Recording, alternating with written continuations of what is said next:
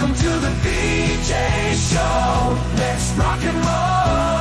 Rock and roll. Come on, everybody.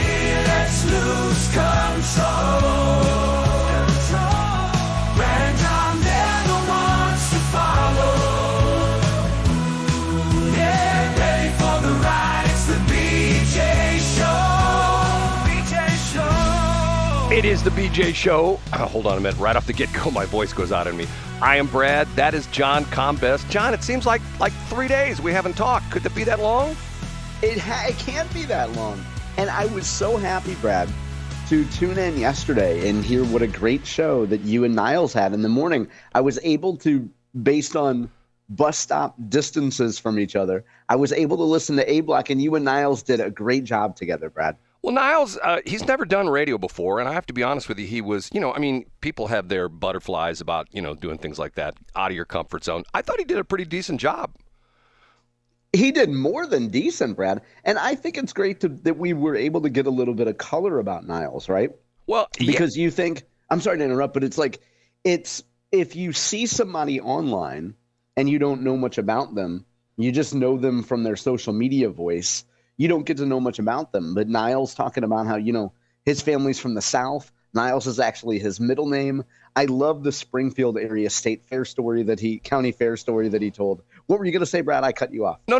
I once again, I thought that was interesting as well, too. I mean, it's so fascinating to me that social media, and not even just social media, but the distancing that the internet has put between us, and just like, you and I kid about stuff like this, but I go to chamber events and things like that. I go to, not as many as I should, but, at business after hours and things like that. And there's just something about meeting people face to face, talking with them, finding out about their background. You know what I'm saying, John?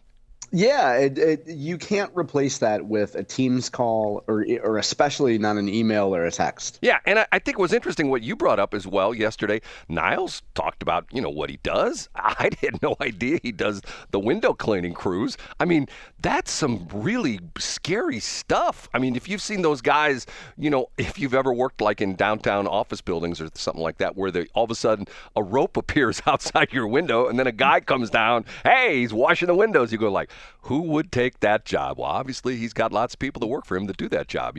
I find that fascinating. You know what I'm saying? Yeah, he did a great job talking about also the event and explaining why the event's really important. I am with him on this. Where, I don't want to brag, but with the radio station, I have several pieces of property. And John, if you want in C Block, I will tell you something that happened to me on Friday. And matter of fact, I don't even know where I put in the computer anymore. But I think I need to pull up the "What Would John Do" thing, because I had a run-in with an elected official on Friday afternoon that, quite honestly, went very poorly. And I don't think it was my fault. I think it was the elected official's fault. And I'm the guy who normally says everything's my fault.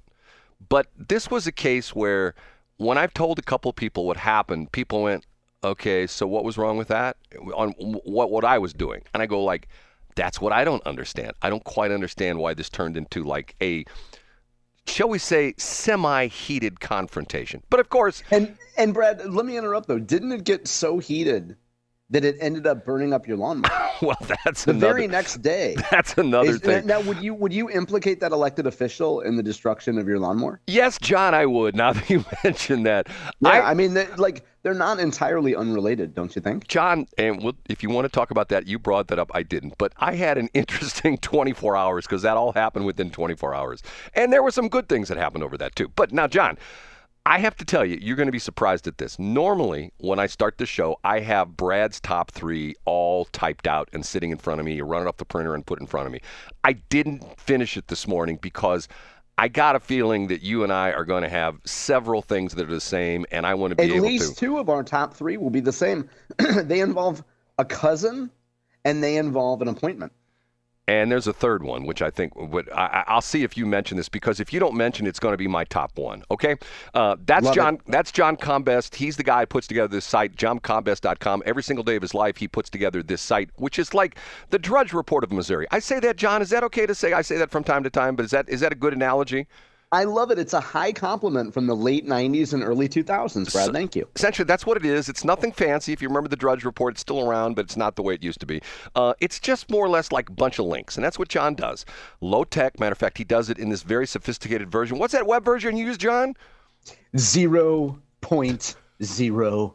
Last week, I had somebody ask me, what's the 0.0 thing? And I said, obviously, you're not an Animal House fan, because if you were an Animal House fan, that was Dean Wormer giving the grade point average for Blutarski. Wasn't that the That was Blutarski's grade point average. Because the others had low grade point averages, but none of them were quite as bad as 0.0. Yeah. So John puts together this list, and what we do is, and typically on any given day, there's 20, 30, 40, maybe 50 different things on there. Interesting stuff. And it's the kind of thing that if you just want to stay in the know, you just need to put it on your daily workflow that you go there and check out what's going on. But what we do is we start the show off with this guy. I'm Casey Kasem. And he counts down what John thinks are the top 3 of his daily list. And we start with... In third place, a fascinating development of a story we've discussed almost a full handful of times. Headline from St. Louis Public Radio. Public opposition sinks St. Charles data center plans. Brad, was this in Brad's top 3 for today? Well, it is, and I've taken it out now because the interesting thing, there's so many different aspects of the story, one of which came out that supposedly allegedly, the family members of the mayor of St. Charles, who I know, Dan Borgmeyer, are property owners of this property. Was that what you were saying? I should say allegedly. That would be an angle there. So just real quick. The plans are withdrawn. The developer, which is a group called CRG Cumulus, has withdrawn its application for a permit. And the St. Charles City Council did not vote on the center, will not vote on the center today. Now, what I think people are getting mistaken about this, Brad, is that doesn't mean the deal is dead. It means that, as I understand it, as I have read, if the application is withdrawn, then the council can't vote on it. But if the council had voted on it to kill it, then the proposal could not come back for a designated period of time. I read from one source that it was 1 year they would have to wait. So as I read this, Brad, and I'll just get to what Borgmeyer said. St. Charles Mayor Dan Borgmeyer said public opposition ultimately sank the project. Quote, "There's not enough transparency, and it turned into a lack of public trust, and the people have reacted accordingly." And then that's the end of the quote. The mayor said he doesn't know whether the developer will reapply. Now, Brad, you've probably seen a lot of the online talk, a lot of the online journalism. Jason Rivera, the Jason Rivera account that you and I have referenced many times on other topics, has been, I would say, maybe the tip of the spear on this issue, and is reported, as have other folks repeated, that Borgmeyer's cousin or cousins actually own the land that would be developed. For their part, KSDK's reporting quoted Borgmeyer as saying, quote, "I think it's a second or third cousin. I have no idea who the people are. I'm related to just about everybody in St. Charles, the Boscherts, the Echolts, and everybody else. I've talked to Steve Ellman. We had lunch yesterday. He said, yeah, we are. I'm even related to Steve Ellman." So it was a political shot. So Borgmeyer says that these are just rumors, that he was lining his family's nest, feathering his family's nest with this deal, and he didn't even know that the people who own the land, I can't talk today, Brad. The people who own the land are kinfolk to him. He says he had no idea.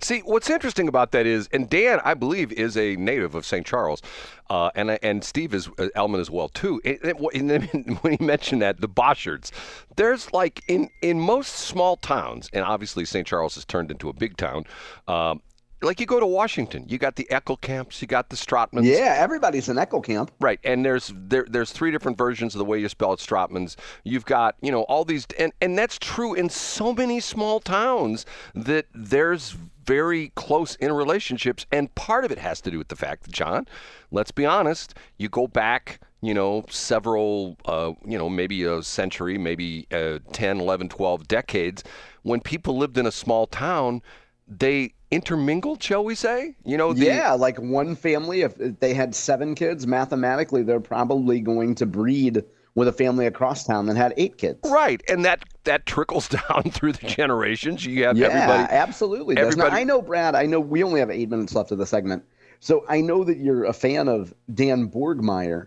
Do you buy the story that he had no idea that the landowners were kinfolk to him? I do. John, if you want my whole read on the whole thing, the thing that bothers me about this whole thing was they never said who it was for. To me, that's a real problem. Why is it secret? Why is the ownership of the data center, why is that a secret? I don't get that. I think they cite competitive, it's easy for them to cite competitive things and saying, we don't know who our competitors are. But I think there's the functional version of it is if it's Amazon or if it's Microsoft or it's a huge company or a controversial company, you're just going to stimulate more opposition, which is the opposite of what you want. Yeah, I agree with you, Brad. And as you and I discussed on Friday, anytime that you have a void in information, people will fill that void with their own theories. And it's Bill Gates trying to control our water supply. It's this or that. And if you don't provide actual facts, people are going to fill in the gaps. And the internet and social media has supercharged that like times 1,000. You know what I'm saying? Because all it takes. Absolutely, it has. And Brad, you bring up a good point in mentioning the echo camps. That leads nicely into story number 2. Up a notch to number 2. Brad, if you were to look at, say, I don't know, the Bank of Washington or any banker's report on Brad Hildebrand, and you were to compare it to the St. Louis City report on tornado sirens, what do you think they'd have in common? John, that I read part of that. This is just very disturbing. I mean, the correct answer, Brad, is the phrase multiple cascading failures. Thanks, John. I appreciate that. An outside report for St. Louis City, done by Carmody McDonald, which is a well-respected law firm, went through and documented all the problems that happened with the May 16th tornado. You'll recall that sirens didn't go off. You'll recall that people were in some sort of a feel-good diversity training thing off-site. We learned from this piece. Austin Hugelet from the Post-Dispatch has a piece. And Rachel Lippman from St. Louis Public Radio has a piece. Brad, I didn't know that the SEMA commissioner, City Emergency Management Agency, this person is a they. So every time you refer to SEMA Commissioner Sarah Russell, you need to say they, because they're not a man or a woman. They are a they. And I think that's important because I'm tempted to call her a she, but she's actually a they. So these pieces list tick through the number of problems with the city emergency response. The emergency response plan had not been updated since 2003, Brad. So that's pretty nice. You go more than 20 years without updating the city emergency plan. That sounds like competent leadership, don't you think?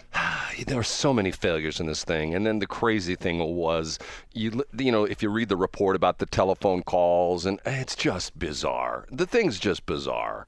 And the sad part of it is that, let's be honest, this is the kind of thing where the tornado sirens have been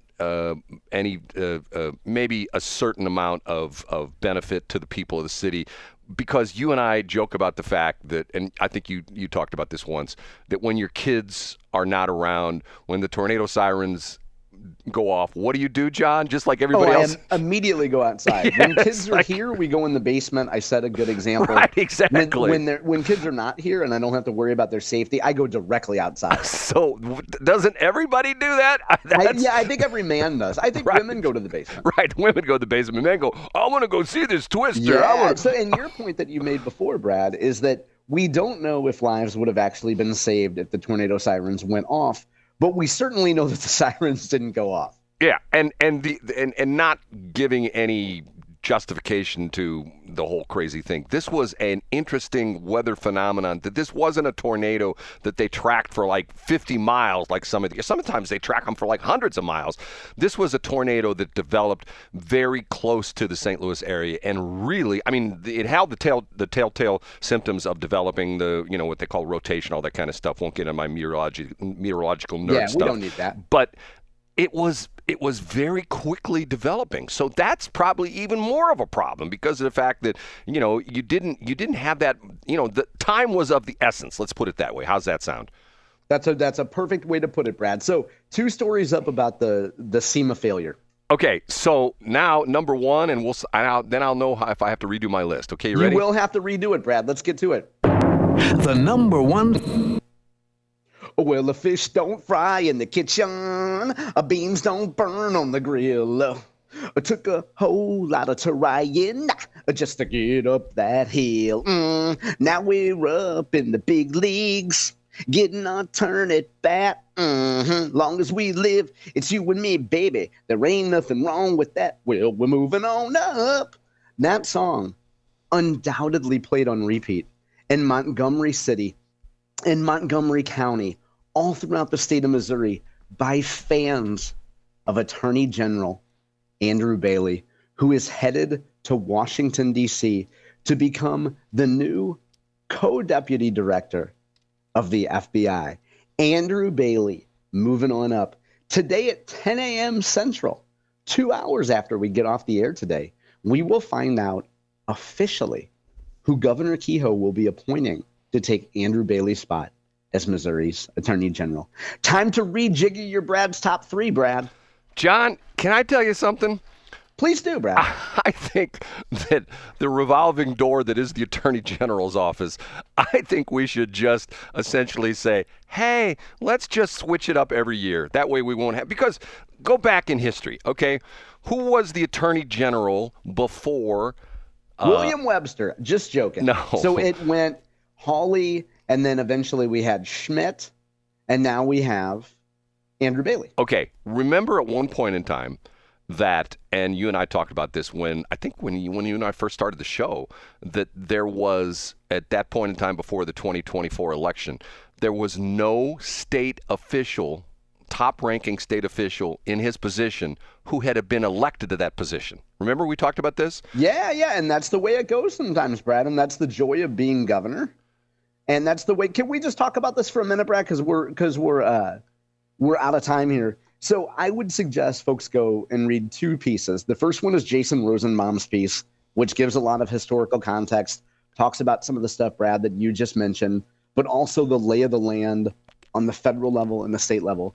And then if you're interested in the horse race, which many of us are, of who Governor Kehoe will pick, go read Jake Kroesen's piece. The headline is Missouri's AG Shakeup, the short list of potential next picks. So Jake breaks down, gives many bios of the folks that have been mentioned to be in the running, and who one of those will certainly be named by the governor today at 10 a.m. And one of them's Ricky Schroeder, isn't it?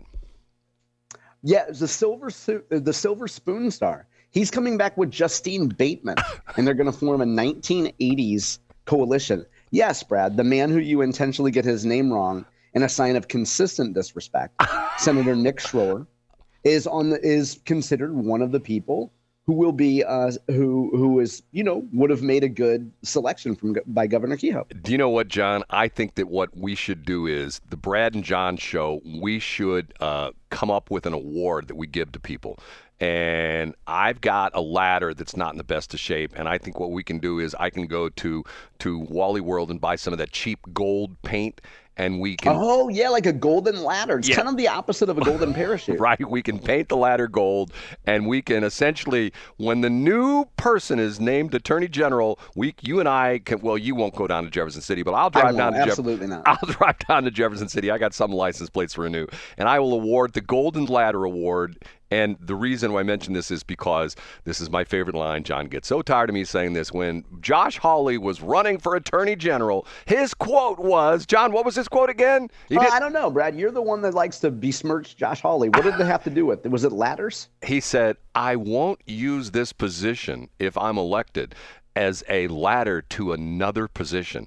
And I think he was in the Attorney General's office in the state of Missouri. Obviously, he never even moved to Cole County like he's supposed to, but he did. And like most people, Josh Hawley saw an opportunity to serve the people of the state. He took it, and he, of course, did what normal people would do, which was take a higher office and allow someone else to backfill him, Brad. You're right. It was a gracious thing for Josh Hawley to do, and we can all be appreciative of that. John, Becky from Odyssey called me this morning, and she wanted me to know if I wanted to have a job at 97.1. And that's why, Brad, and I'm interrupting you because once a month I point out, Brad, you are a wonderful man, and you are a living example of necessity and the virtue. Becky from Odyssey will never call and offer you a high-status, high-paying job. So it's easy for you to criticize people who take high-status, high-paying jobs and say, I would never do that. I'd never do that. Ooh, people should fill out their term, because you'll never have the opportunity to take advantage of something like Andrew Bailey does. So we listen to you complain, we smile and nod and say, that's right, Brad. Oh, drats. People should fill out their time in office. You're right, Brad. You go get them. And secretly, privately, people applaud Andrew Bailey because he does what normal people would do. You know, what I do on this show is I have two forms of self-torture. I sit here and I let John cut me down, and what people don't realize is... You let John inspire you like I just did. Thank you, Brad. As John cuts me down, I went to the bamboo store, and I get these special bamboo shoots that I stick under my fingernails as I'm sitting Nice, here. Brad. It's to the point where, I'm just enjoying my time on the radio. Okay, time for a break.